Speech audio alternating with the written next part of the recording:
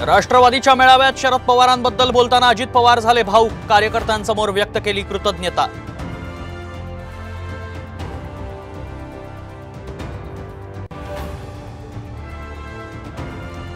शरद पवारांना सोडून गेलेले आमदार परत येतील, योग्य वेळेची वाट पहा, जयंत पाटलांचं सूचक विधान।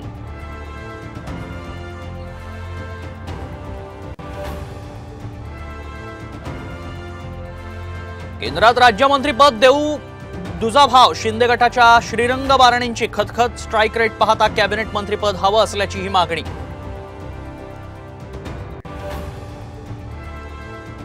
नीट परीक्षेविरोधात राज्यभर विद्यार्थी रस्त्यावर, सुप्रीम कोर्टात याचिका दाखल, तर परीक्षा रद्द करा, विजय वडेट्टीवारांची मागणी।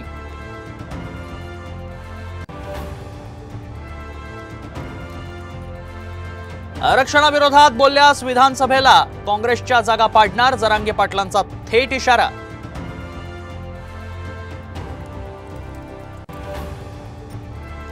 राष्ट्रपती भवनात शपथ